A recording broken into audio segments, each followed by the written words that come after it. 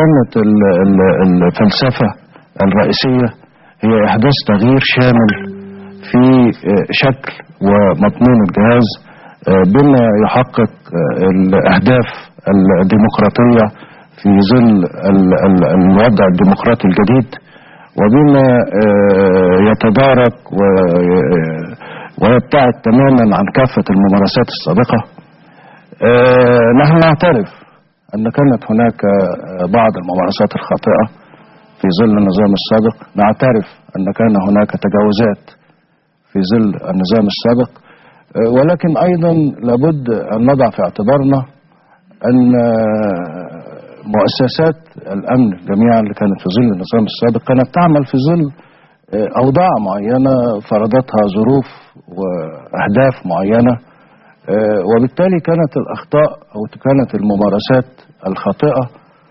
هي أخطاء مؤسسية قد تبتعد إلى حد كبير عن الممارسات الشخصية لأفراد مكونات هذه الأجهزة الأمنية ومنها جهاز مباحث أمن الدولة السابق. ما في شك أن هناك كان توسع في التدخل في الحريات الشخصية للمواطنين، كان هناك بعض الممارسات التي تبتعد في بعض الأحيان عن تطبيق القانون، كانت هناك نوع من أنواع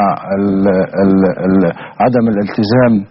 بالمبادئ الأساسية لحقوق الإنسان وما يتصل بذلك.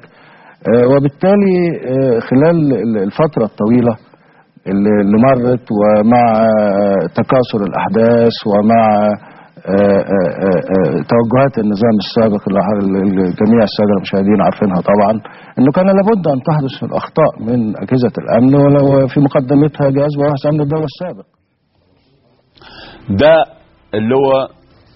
مجدي عبد الغفار وزير الداخلية الجديد، وكما تروا كلامه واضح ومحدد.